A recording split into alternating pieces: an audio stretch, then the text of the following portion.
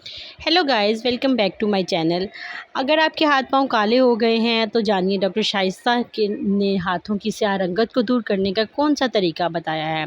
इसके अलावा वीडियो में आगे चल के मैं आपको अपनी खुद कुछ पर्सनल जो मैंने खुद अपने हाथों और पाँव को रंग साफ़ करने के लिए जो तरीके इस्तेमाल किए हैं उन्हें भी आपके साथ शेयर करूँगी, सो वीडियो को लास्ट तक ज़रूर देखिएगा। अक्सर ख़वातीन अपने घर हाथों की गहरी रंगत और दाग धब्बों के लिए काफ़ी परेशान नज़र आती हैं। इस आर्टिकल में हम ख़वातीन के हाथों की रंगत को बेहतर बनाने की चंद टिप्स बताएंगे जो डॉक्टर शाइस्ता वाहिदी ने अपनी वीडियो में शेयर की हैं। चेहरे और हाथों का रंग अलग होता है। डॉक्टर शाइस्ता ने बताया कि कुदरती तौर पर पाँव और चेहरे की रंगत में फ़र्क होता है और इस मामूली से फ़र्क को इतना संजीदगी से नहीं लेना चाहिए, लेकिन अगर ज़्यादा फ़र्क महसूस हो रहा हो तो इसकी कई वजूहात हो सकती हैं, जैसे कि हाथ को सही तरीके से मॉइस्चराइज़ ना करना या सन ब्लॉक ना लगाना। इसके अलावा अक्सर ख़वातीन हेयर रिमूविंग क्रीम को हाथों टांगों के बालों को साफ़ करने के लिए इस्तेमाल कर लेती हैं, जिसकी वजह से हाथ पैर काले पड़ना शुरू हो जाते हैं। यहाँ तक कि वैक्स से भी हाथों और टांगों की रंगत पर असर पड़ता है। कोहनी और घुटनों का रंग स्याह क्यों हो जाता है, इसके बारे में बात करते हुए डॉक्टर शाइस्ता ने बताया है कि एक मखसूस रुख पर बैठने की वजह से पैरों की साइड पर काला निशान बन जाता है। या अक्सर ऐसा भी होता है कि जो लोशन या क्रीम हम लगा रहे होते हैं इसमें कोई चीज़ हमें नुकसान पहुंचा रही होती है, लेकिन तमाम घर वाले एक ही चीज़ को इस्तेमाल करने लगते हैं, जिसकी वजह से रिएक्शन होता है और कोहनियों हाथ की उंगलियों का रंग गहरा हो जाता है। अक्सर एक्जिमा का भी में भी रंगत का मसला हो जाता है जो ज़रा से इलाज से ठीक हो जाता है। स्याह रंगत को बेहतर बनाने के कुछ तरीके हैं जो डॉक्टर शाइस्ता ने बताए हैं, वो मैं आपके साथ शेयर कर रही हूँ। हाथ पैर पर सन ब्लॉक ज़रूर लगाइए, ख़ास तौर पर बावर्ची खाने में काम करने से थोड़ी देर पहले सन ब्लॉक लगाकर हाथ खुश्क कर लें। हाथों को धोने के लिए फेस वॉश इस्तेमाल करें। टांगों और बाजुओं के बाल ख़त्म करने के लिए रेज़र और वैक्स का ज़्यादा इस्तेमाल ना करें।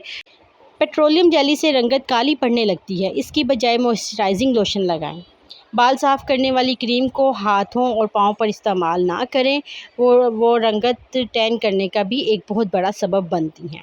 अब मैं आपको बताती हूँ कि मैंने कुछ टिप्स जो हैं वो यूज़ की हैं अपने हाथों और पैरों की सफाई के लिए, उनके रंग को निखारने के लिए।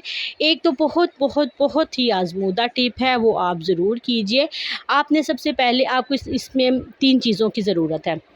सबसे पहले आपने इसमें लेना है टूथपेस्ट लेना है। थोड़ा सा टूथपेस्ट अपने हाथों पर ले लीजिए और इसके अलावा आपको चाहिए शहद। थोड़ा सा शहद ले लिए, उसमें शहद मिलाइए, टूथपेस्ट, शहद और एक तीसरी चीज़ है मीठा सोडा।